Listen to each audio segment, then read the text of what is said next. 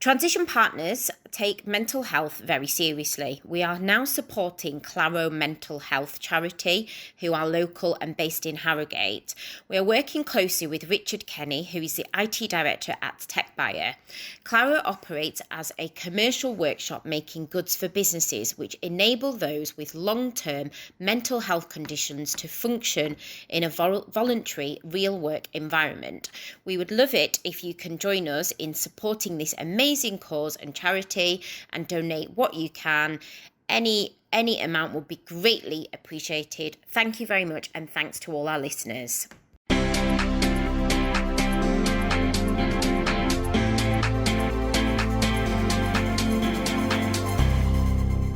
Hi, this is the Let's Talk Leadership podcast. My name's Elly Greening. And my name's Sandra Stewart. On this podcast, we will be interviewing some of the UK's greatest tech leaders. We'll be discussing war stories, battle scars, and their learnings from their journeys. Hopefully, you will pick up some great tips, learn from others' experiences, and have a good laugh along the way.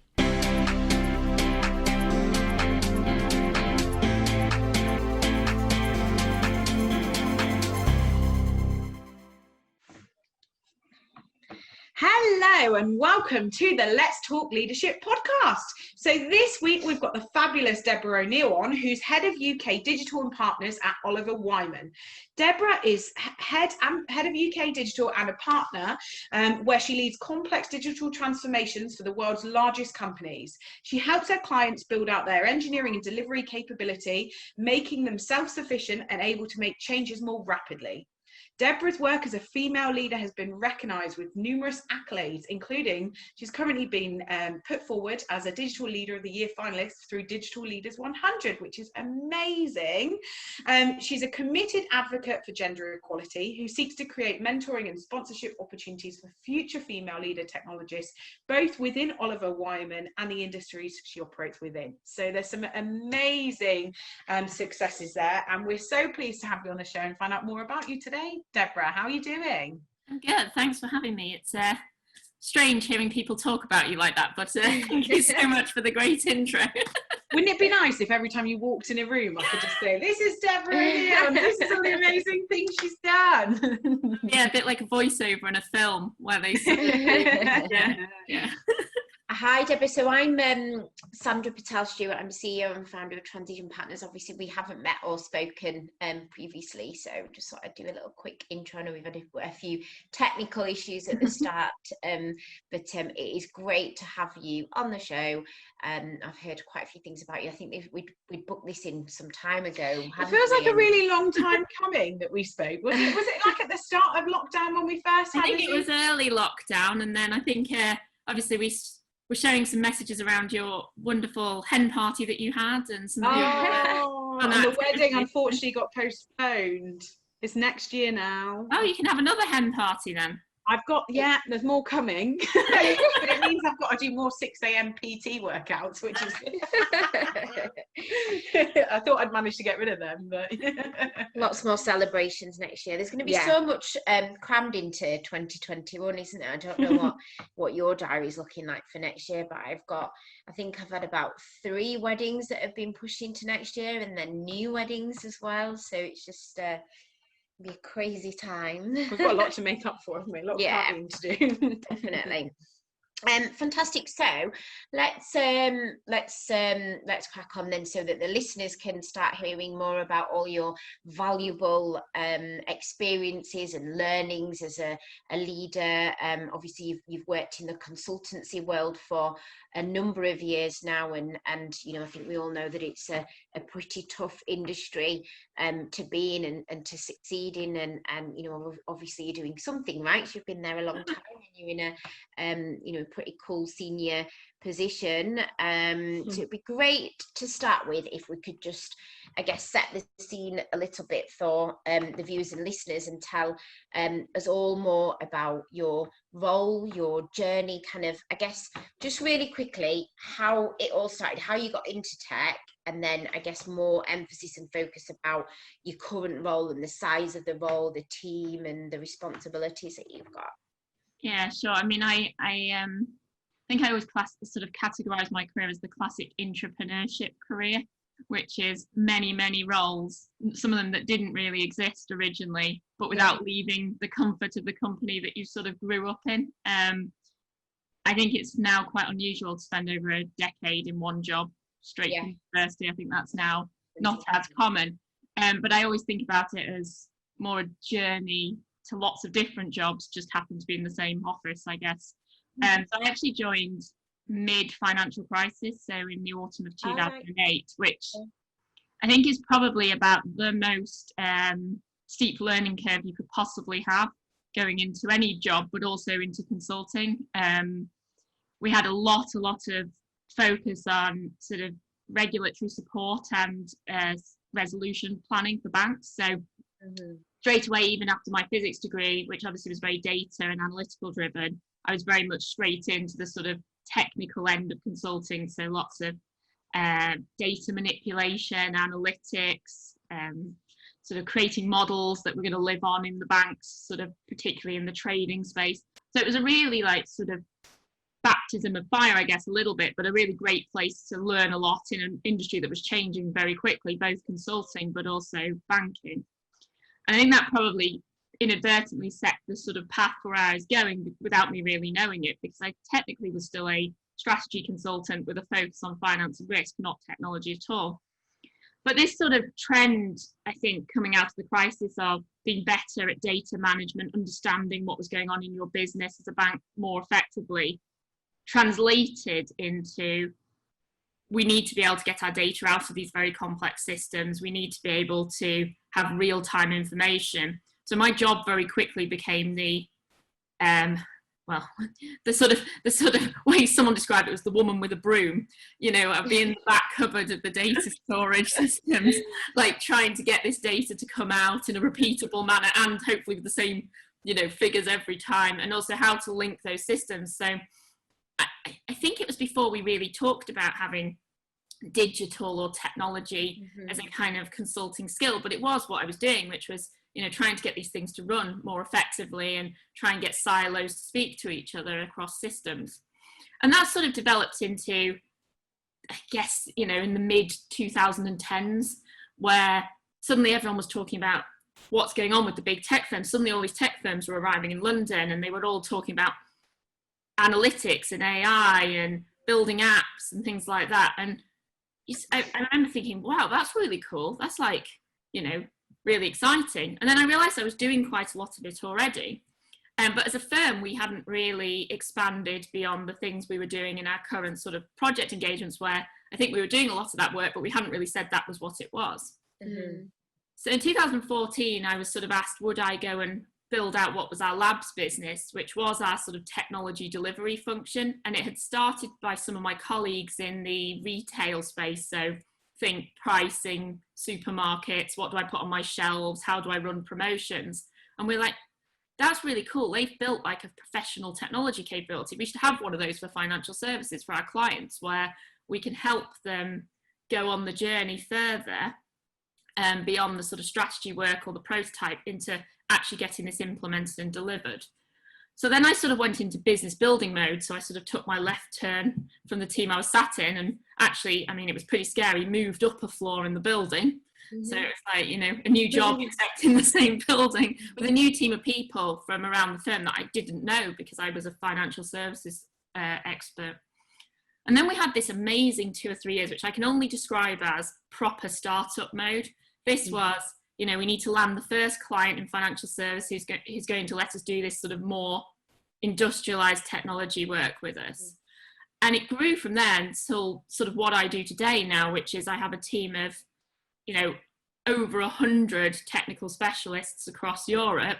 So data scientists, developers, engineers, app builders, UX designers, architects, plus a very strong consulting team who bridge now the gap between industry and delivery of technology. They're the people I sort of call those strange unicorns that can be simultaneously talking architecture and doing consulting at the same time. And it's been very exciting, and it's led to some really amazing engagements where we've been building greenfield digital banks. We've been working with a utility company in Europe, building a brand new stack for them, where they've got, rather than being an old-fashioned sell you gas and electricity, they're now selling really interesting sort of combined propositions with green energy, with car, charging. So it's been an amazing journey from what was something that 5 or 6 years ago was a bit of a pipe dream on, we should just do this bit of work better. And it sort of proved to me that people always assume if you want to do something different, you've got to jump to a new firm. Yeah. And actually finding that gap of something you enjoy that you're good at and the firm values, and actually turning that into a broader commercial stream, it's actually a very great way to get a job you love, but without actually having to leave a firm. Because sometimes you don't want to leave the firm, it's the work that you want to change. And I'm really glad I discovered that, because I think otherwise I was probably quite likely feeling like I had to leave. I mean, we're evolving now into more exciting spaces around more AI. We've got a bigger team in Newcastle that are sort of analytics experts, and the capability to grow and grow. Brilliant, great, that's amazing.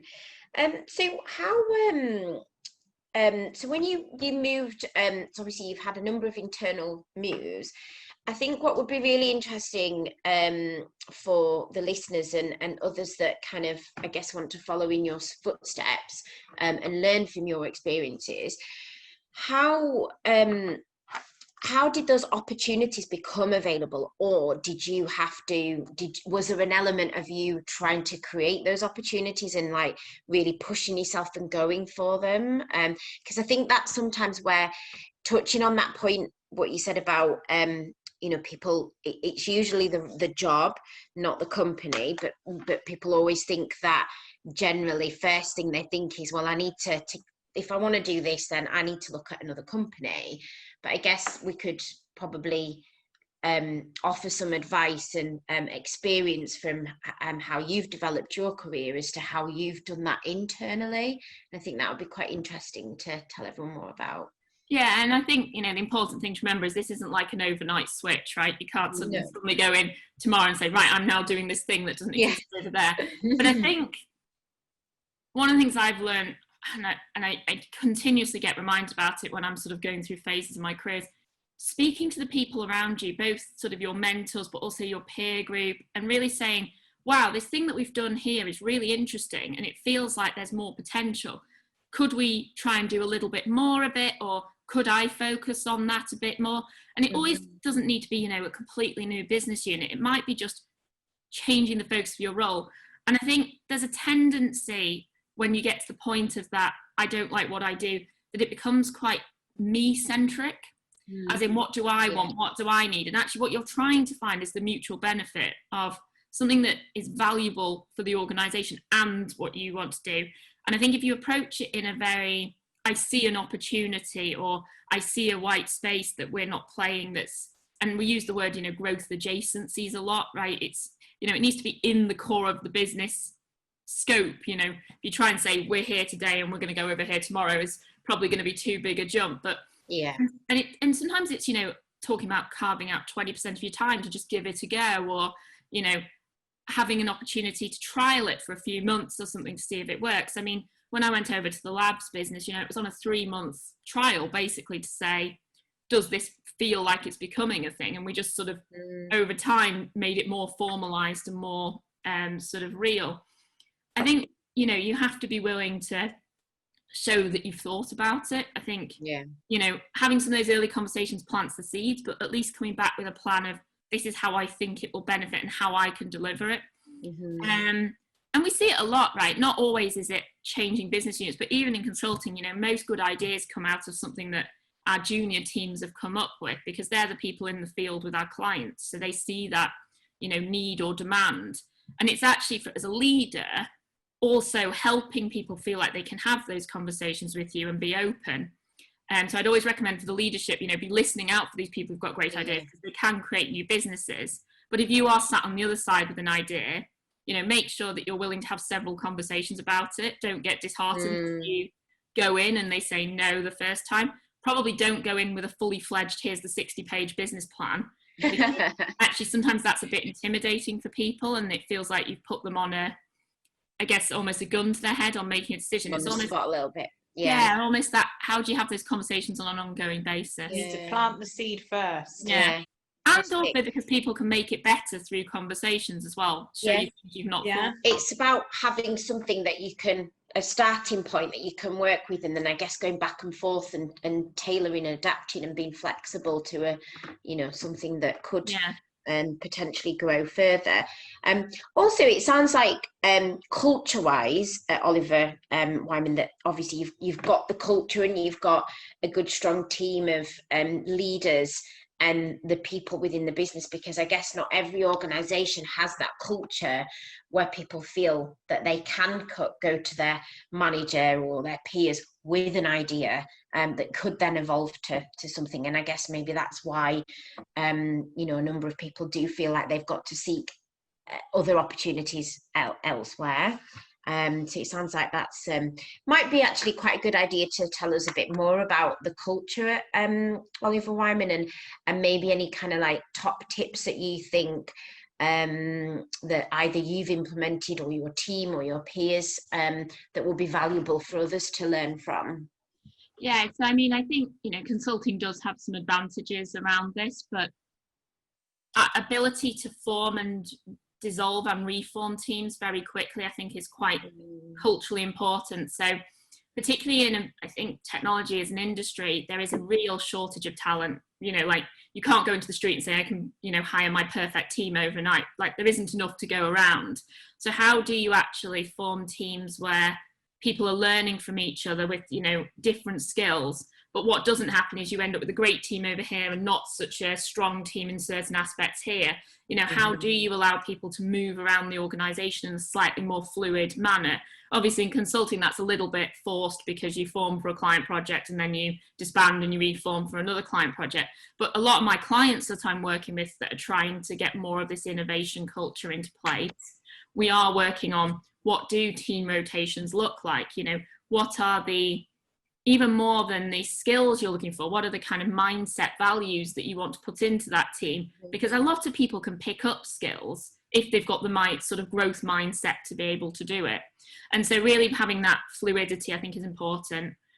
Easy things that you can do are, you know, creating a culture of lunch and learns. That's a great place for junior people to tell you about what they're up to, but also gives them an opportunity to share ideas in a way that isn't confrontational, right? It's, I've been doing a piece of work and what I've been thinking about is X, Y, Z.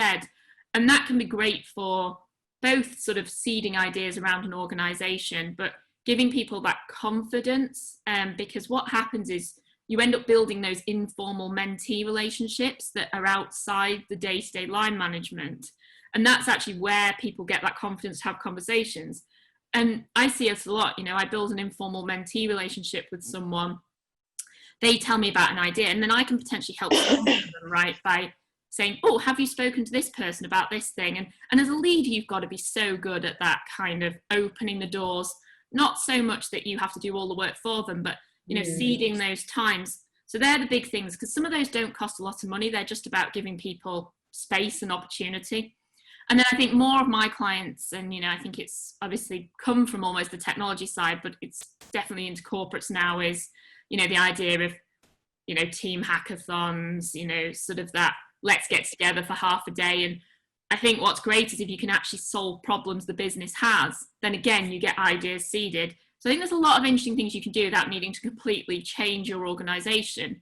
But once you get a few people onto this, it does sort of almost self-perpetuate. I think technology startups and that kind of industry have got a lot to offer to corporates in learning how to do some of these things.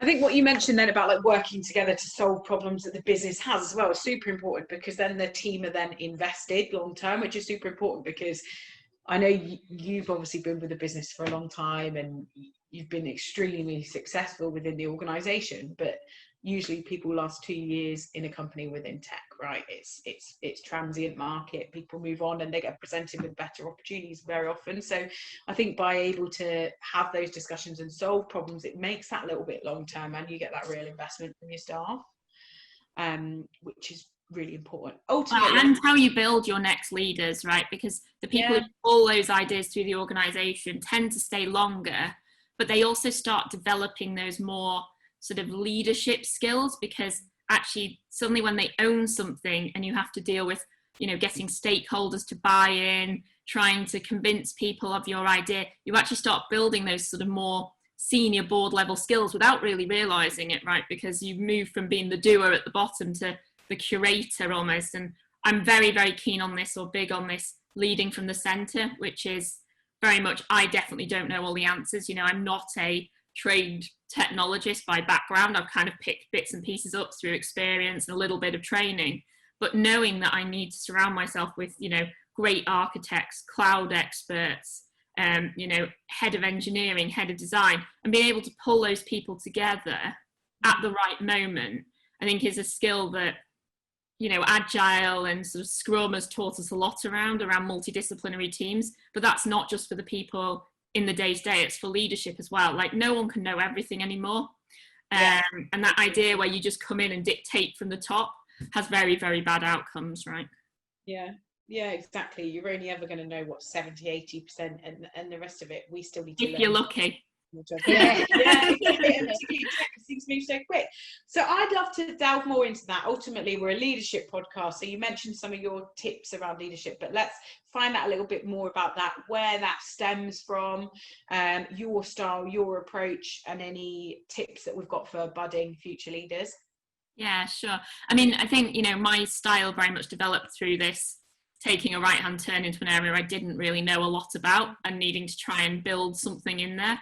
I think you very much realise that your sort of successes are very much built as a collective team, particularly in technology for delivering business challenges where it's very integrated. You do need a lot of different skills, right? You need people who understand strategy, but you need people who can build, and people who can manage that process. So when everyone's trying to set up incubation units and innovation and being able to move through that cycle. So that came very early for me. I think when I think about my leadership style, I sometimes think of it as sort of the, you know, the disc spinner. Yeah. Consulting is a very multi-client, multi-project, you know, way of working. There's always a lot of things going on. And I sort of see my role to be almost either the keeping the plate spinning, or alternatively being, you know, the kind of oil that greases the wheels. I think leadership is, you know, really about making everybody else more successful or removing friction. So a lot of the stuff I do is behind the scenes, you know, trying to smooth processes, trying to make sure the right people are engaged in the right projects. I think, you know, there's a phrase that people use, which is servant leadership. I'm not a big fan of that, because I don't think it's about being a servant. It's about actually just trying to keep everyone running. It's sort of like having, you know, really good relay team, right, that everyone knows where they're catching the baton and how it's moving.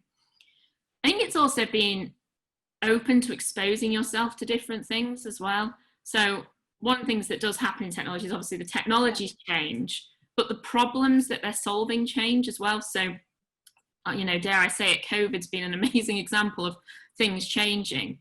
And the work that we were doing before COVID is still sort of happening, but with a very strong focus on operational resilience and, you know, connectivity to people at home. So you need to be really walking the corridors virtually these days of your own teams to say, well, what's changed for you? How are you feeling?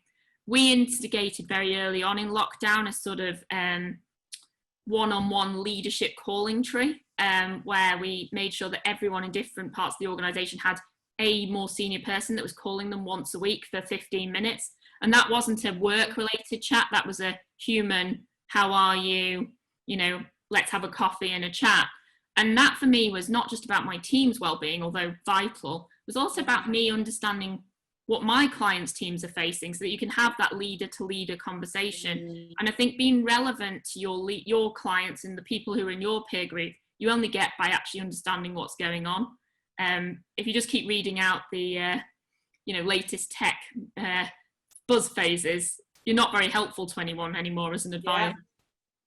Yeah, that era is more redundant now, right? And it's about the people aspect of technology, which ultimately is the most important. So I think it's definitely some top. and tips out. I love the fact you mentioned around the friction piece, because that's super important. So yeah, that's fantastic. So I don't know how happy they're going to be at Oliver Wyman us asking you this, but I'd love to know. It's a question we often ask, but I feel that through your biggest challenges, you learn the most. So we like to know a lot about your biggest project failure, the experience that you had, what happened, the war story really, and how you kind of came out the other side of it. Yeah, I mean, or even if it's not a project, and perhaps yeah. So I was going to tell you a little bit about when we first started the labs business, actually. So yeah. I, being, all excited and sort of bushy-eyed, went over them, went, this is great, look, we've proven we can do it in retail, this is great, but it's going to knock down the walls of all the financial services clients, and we're just going to be so successful, this is going to be unbelievable. And I think what I realised very quickly was I wasn't even getting to the clients because I hadn't convinced the internal partner group that they wanted to go and talk to their clients about this. And a couple of things, and I'm sure everybody who's worked in a product business has done this. You build this really cool product, right? You get very excited and you're internally really embedded in it. And, we built this prototype and we were like, wow, we have cracked this.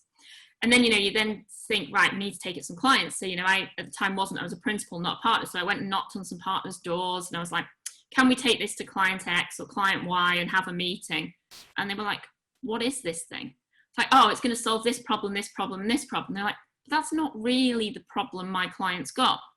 And what I realized was that we'd gone a bit far on the product building bit. And I think now everyone talks about this, right? Before we tested it with the end customer. And actually, some of it was quite simple to fix because it was actually more the story we told around it versus what we'd actually built. But it made me realize that I wasn't getting anywhere near the clients I was trying to sell to until I'd actually convinced my own internal team that this was a good idea, because it was new for them, right? They're all highly successful people who'd made a lot of money doing what they did. So it was a risk for them to, take something that was more unproven to their clients to sort of, it was a risk for them putting themselves in their clients' offices saying, we've got this thing. So I learned a lot about selling into senior teams in terms of getting people on board, but also really making sure that you test things early. I mean, we now talk about it a lot on consumer end testing, but even with your sort of internal stakeholders, you need to have them on the journey, that constant dialogue, because otherwise you can do a lot of work and then they're like, and you're like, ta-da, and they're all just like, we don't need that. And then you undo like a month's worth of work that you've put everything into. I know I think a lot of people often forget that managing internal stakeholders and expectations and communicating internally is just as important, particularly when you're providing external services, is just as important. But I think it can be quite easy to sometimes become a bit kind of, just, I guess, not necessarily complacent, but it just can go amiss sometimes, can't it? Yeah, and I mean, it's a learning that I've taken out to a lot of my clients. People are really busy building new apps, new propositions. Yeah. And, I am constantly like, have you checked that this is what your customers need? Are you solving their problem? Because particularly, I think those of us who live in London or in big corporates, we're not necessarily the same as the customers, right? We're very tech savvy, or, we've got terrible, non-neural diversity potentially, where we get into a big group thing. And so there is a real risk of that problem of just creating something that you think is brilliant, but the people who are actually on the other side are like, I don't need this, or I don't understand, or no, definitely. I think when you work for a consultancy, that can often be a bit trickier as well, because when you work for an internal organisation, C-level position, you can get to know your client quite easily. But when you're a consultant and you've got like you say, you're plate spinning all the time, you've got to think of the end client, haven't you?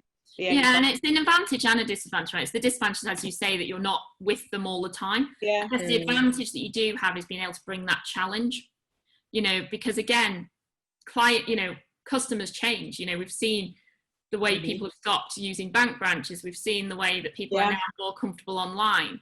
And being able to bring not only what are your peers doing in this space, but what are cross industries doing. I think there used to be a bit of a myth that, well, I only care about what all the other banks are doing, what the other retailers doing. Yeah. But now there's all these ecosystem plays and partnerships where suddenly a telco's teaming up with a bank, or, you know, retailers teaming up with an insurance company.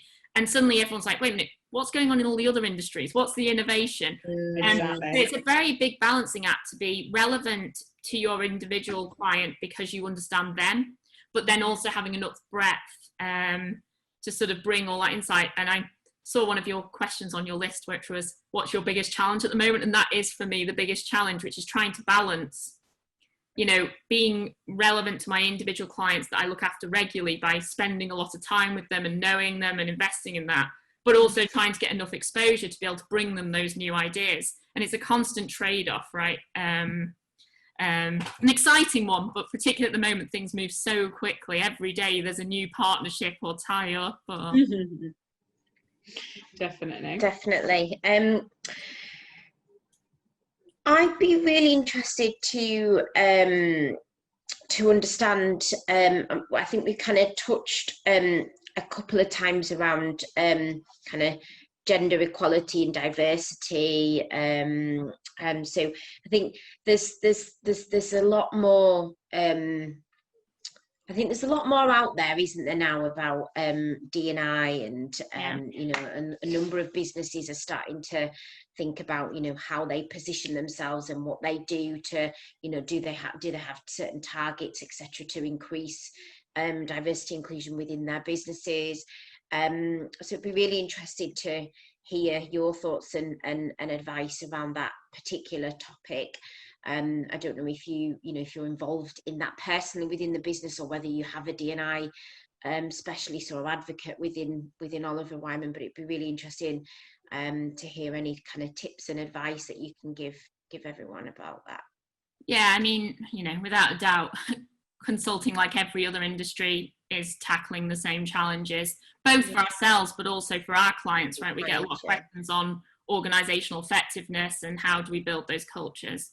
You know, I think for me personally, my technology team is not enormous, right? I don't have all the answers. It's not fully, you know, a standalone entity. So we've really found things like, you know, joining forces with Debbie Forster and the Tech Talent Charter, and really joining those groups of like-minded people where we can get access to their best practice. We can share what we're doing, and, you know, she updates the, you know, best practice playbook every year, and that's like the Bible of, you know, all the things that you should be doing. So I think being open and sort of collaborating. I mean, I&D is not a competitive sport, right? Like, no one wins by being internally competitive about it, you know, versus peers. So, you know, I think it's one of the areas, a bit like some of the digital skills things, you know, society problems, where I think we need to all put our competitiveness at the door and just try and do the best, you know, between us and learn from each other. I think we're very lucky internally, and I'm going to plug my wonderful colleague Roianne Nedd's book, The Trusted Black Girl. She's phenomenal. We're very lucky that she's our global head of I&D, but I mean, she has brought so much insight to us in shining a mirror back on us on things that we're not seeing or realizing because we don't fully understand it. So her book is all about, you know, the Black woman stereotypes in the workplace and how they see themselves and how management see them, and from her own experience and, you know, community she's in. And the big tip that I really took away from it is little things really matter. So even in when you're writing someone's appraisal, the language you do use, or even worse, don't include, is illuminating. And, you know, she did a very good job of very systematically auditing our reports and, you know, all our reviews, and, you know, showing us things that most of us don't think too much about. So a great example that I hadn't really appreciated is 99% of people write, I can't wait to work with this person again. And it's just like a flyaway comment. But we don't consistently put it on everyone's reviews, or like, it's not, the process isn't so systematic that it catches those things, where if you're reading someone's review very quickly for an end of year appraisal, you only read the first bit, right? And you get an impression where the summary is. And the inclusion or not inclusion of phrases like that can give you a sort of back of your mind impression, but someone wasn't intentional about whether they did that or not. So there's something about the real intent of what you're doing or not doing, where I think some of us are guilty of doing things in a rush, right? Or, you know, we think we're being helpful using certain phrases. So I think really understanding the things you do and the impact of them, and it's definitely made me go back and, you know, read different reviews I've written for different people just to check my own bias. Was there something I said or didn't say, or language? So I think there's something in there for advice for leaders on really taking that step back. And, you know, you don't need to write some of these phrases if they don't mean anything, but they can have a big impact even if you didn't really mean it. So I think that's good. And I do think there is just something in that, continuing to be very clear on sponsorship and mentorship. I mean, it's almost the brilliant basics, right? But people need sponsorship, women need sponsorship, you know, Black people need sponsorship, any group needs sponsorship, and being very deliberate about it. We talked about it a little bit earlier on supporting people's ideas and things. And it is about that constant reminder to yourself of, have I opened the door for the person to where they need to get to? You know, did I, when I was walking down the corridor, just mention to their manager how brilliant I thought that piece of work was, or that presentation they did? And it makes a big difference, but it doesn't really cost you anything personally. And particularly when you have a position of management or power or leadership or whatever you call it, you cast a longer shadow than you realise. And people do really listen to what you say. And I've had a few situations sometimes where people come back to me and say, I found it really interesting what you said about X on a call, and, you know, I've been really thinking about it, and you think, gosh, you know, I can't even remember why I said that, you know. So there is something about being very conscious and deliberate in everything you do say. So more thoughtful. Fantastic. Yeah, some really great tips there. What was the book again? Sorry, it's called The Trusted Black Girl. You can get it on all good online book resellers.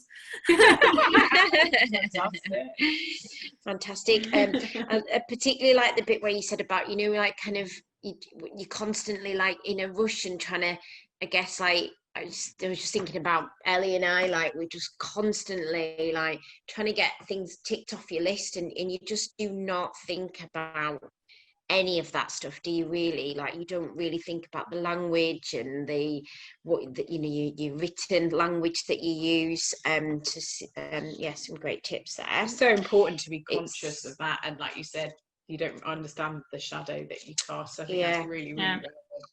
Definitely. Fantastic. So obviously at Oliver Wyman you've got a big team, big responsibility. What do you think as a business you and the company, I guess the culture, does well, and how do you think the company does well to kind of retain and attract talent? Yeah, I mean, obviously consulting is one of those careers that some people love and some people don't. I think it is just, it's marmitey because, you know, I think the one thing it really gives you is a lot of variety. You know, projects change, clients change, roles change, the content area changes, which, you know, if you are someone who absolutely loves the kind of, it's balance, isn't it, between learning and shaping and sort of growing and getting a lot of exposure very fast. You know, in 2 or 3 years in consulting, you can have seen, you know, 10 plus clients, 7 plus industries. You can work in 15 countries. You know, the ability to get immersed in things is great. There is that sort of slight danger side of that, right? Is that you always feel like, am I a bit exposed? Maybe I don't know as much, or, you know, and people don't tend to get you because you know everything, but it's because you can problem solve and bring ideas and bring teams together. And I think it's that kind of, you know, learning and danger, and some people like danger and sort of the uncertainty and some people don't. But I think we're very good at giving those opportunities to people, particularly the type of work we do, the way we structure our junior entry teams. The goal is that they don't specialise too early so that they can try things, because we recruit people based on sort of their potential skills and their sort of mindset versus having industry knowledge, because it's a bit unfair to expect someone to know everything about investment banking straight out of uni, or you know, be a retail expert. So we are very different for that first sort of 2, 3, 4 years, you know, and we give people, if people want to specialise earlier, then they can, but we try and encourage people to get that broad exposure because we want people to find teams that they're happy in.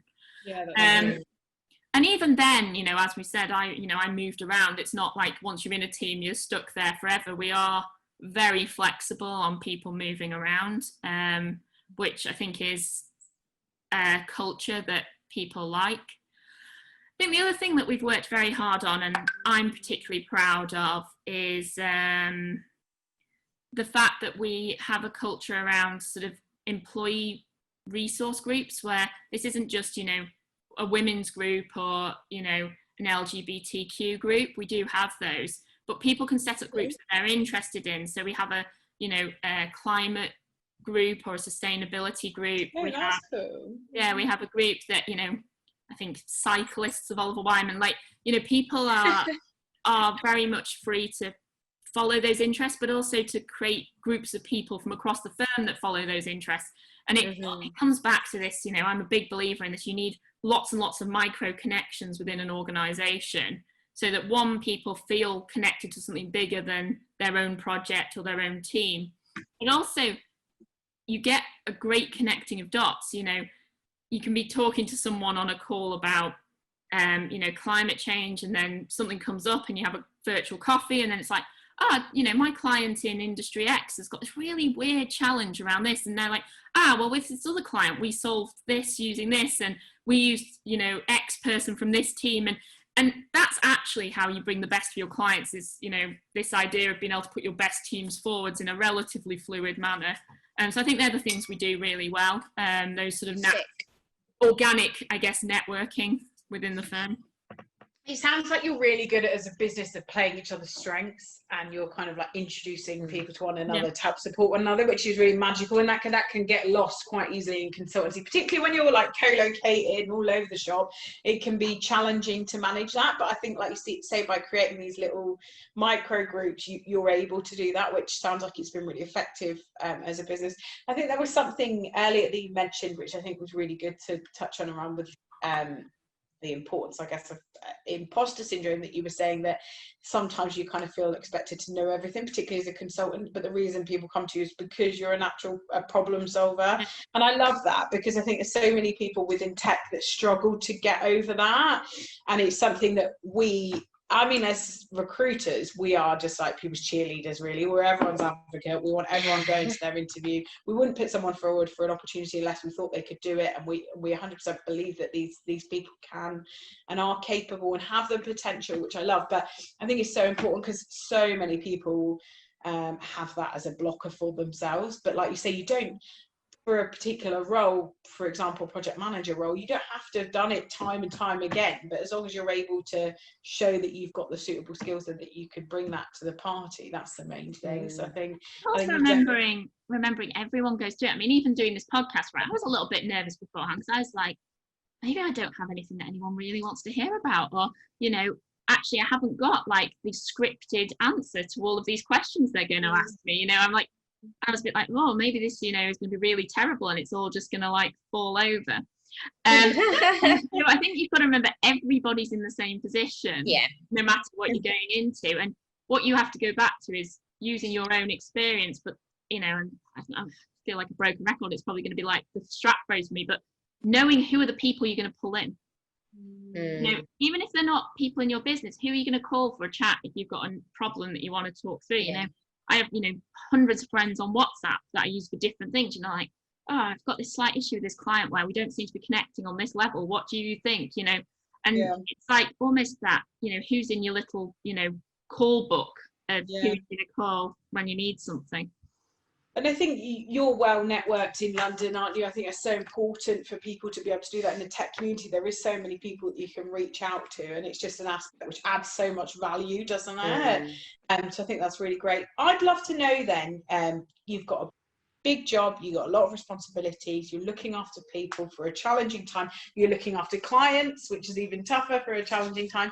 I'd love to know a little bit more about how you manage the stress of that and how you cope with it. I've obviously noticed on LinkedIn that you support a number of charities, so I'd love to know a little bit about that and how you look after yourself, really, because that's something definitely a lot of leaders struggle with. Yeah, I mean, there is a slight sort of personality trait that, you know, my family actually call me Tigger, which probably tells you more than anything else about me. I mean, I am someone who gets a lot of energy from doing things. And for me, it is that, what do I do outside the day job that really keeps me engaged, interested. And I think it's very easy to stretch yourself very thin, right? I think, you know, people are always like, can you join this? Can you join that? Do you want to get involved in this? Do you want to do that? And so I was like quite clear with myself. I was like, what are the things that your passions and that you're going to do, and try and keep everything under those headers, because I think it's very easy to sort of do lots of things. But for me, it's really around youth, youth engagement, digital skills, and kind of social mobility are like the three for me. So everything I do outside my day job is tied to those three. And actually they're usually quite helpful for my clients as well for various reasons, because, you know, my clients are trying to think about the impact of, you know, their vulnerable customers and those sort of things. So I really try and do things around that. And I do things where I know I can make a difference. Yeah. I think it's very easy to feel like you join things, you join, you know, panel after panel or, you know, working group, nothing really feels like it moves forward. So, you know, I'm a trustee for a charity which I love dearly in London, We Confronting Conflict, which is very focused on young people from sort of more disadvantaged backgrounds, helping them understand how to manage conflict in their lives, because we all have conflict, right? And actually conflict's healthy, but it's when conflict becomes a sort of downward spiral that sort of is self-reinforcing. So I'm their trustee sort of for that, but I also help them with their digital strategy as well. So, you know, guiding them on, you know, giving them support around rebuilding their website, thinking through COVID, how will online training work versus the in the room thing. So I get a lot of energy from being able to apply skills to that.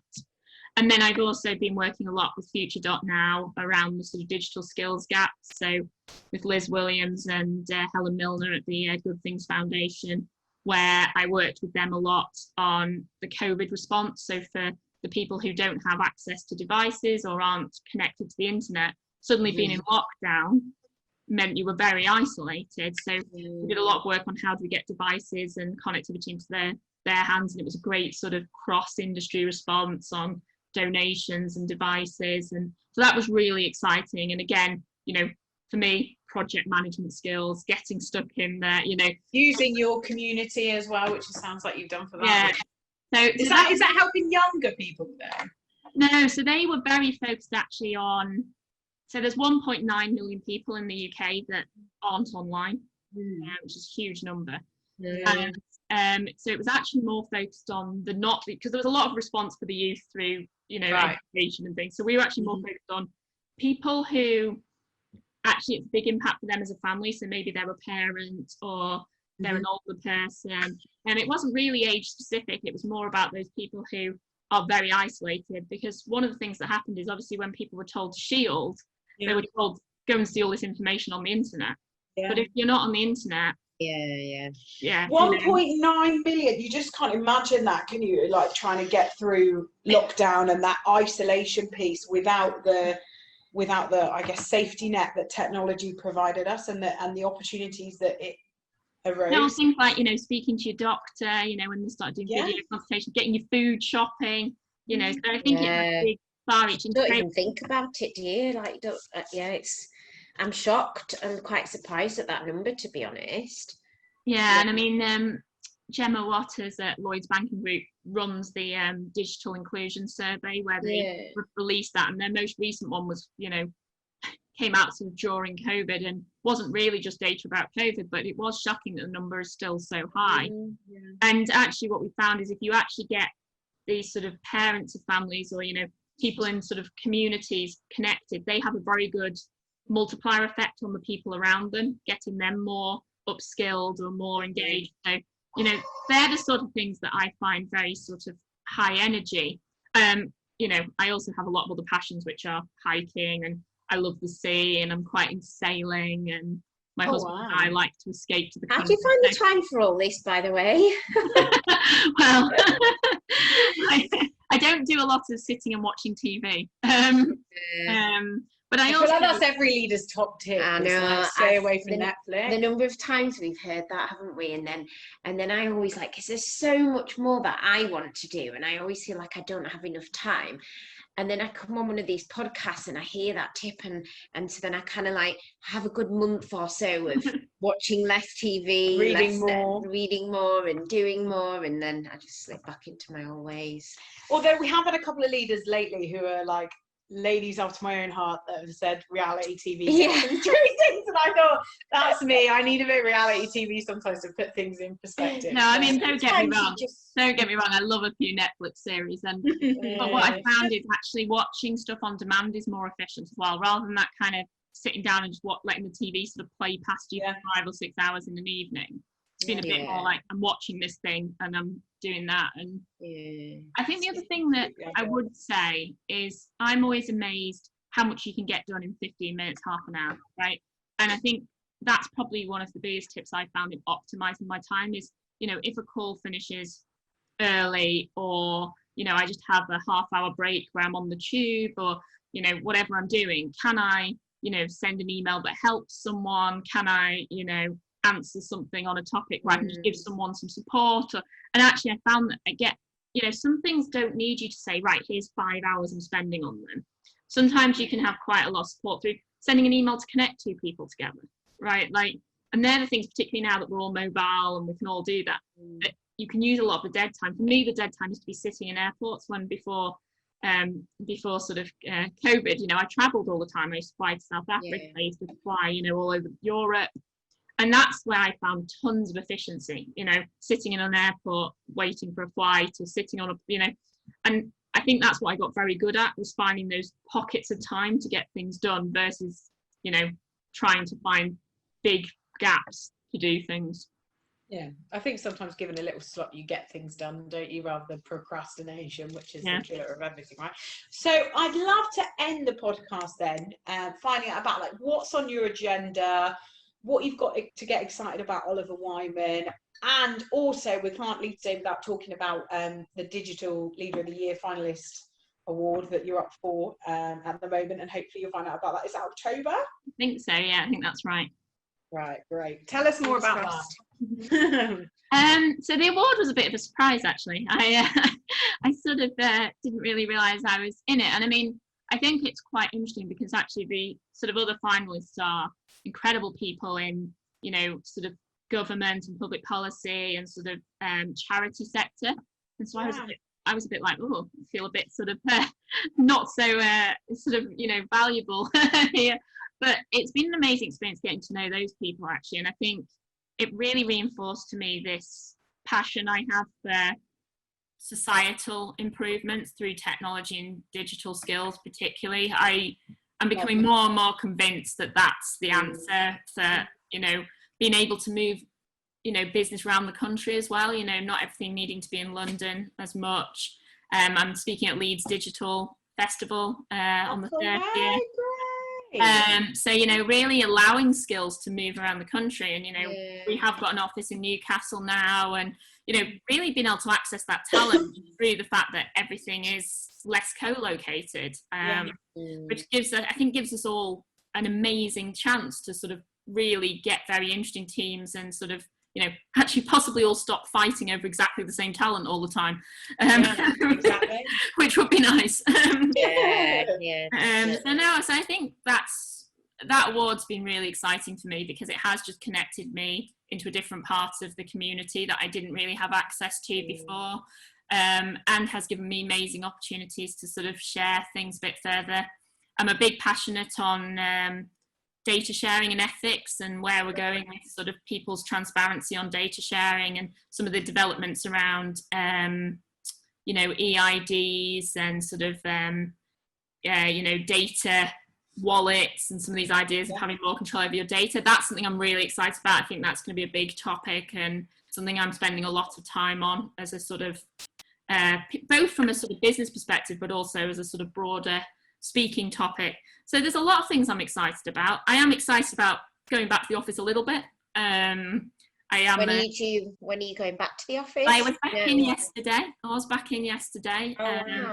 Which was lovely. It was lovely. I felt like a proper grown up. Like I, you know, went and got my coffee from a shop and like, you know, put on some clothes that like looked like I was in business and sat at a desk, and, you know, it was like these small things where I was like, I am a grown up with a real job. You know? and I know, it's so nice, isn't it? It was almost like feeling like my first day of my career again, actually. It really felt like that. I was like, you know, it was almost, I don't know what it was like for you when you started your first ever job, but you sort of like, I don't actually know what to do now. And I felt a bit like that yesterday, even though I had a to-do list that hadn't changed. It was just like, oh, I'm sat on my desk chair, you know, like. You don't realise how much luxury that like proper flat white coffee is on the way into work either, do you? It's yeah, it certainly makes a difference. But lots to be excited about. I think We've refurbished some of our office for our digital team whilst we've been on lockdown, so that's something I'm excited about. Mainly because we had a couple of acquisitions and they were in different offices, so we've now we were meant to be all consolidating into our one office, so that's really exciting. It's going to be the first time, once we're all in, the first time that whole team's been together in London, so that's really nice. I'm looking forward to being able to go back and see my Dublin team. I've got an excellent team in Dublin. So yeah, lots I'm really looking forward to, sort of small things, but also some bigger themes. So yeah, no, good time.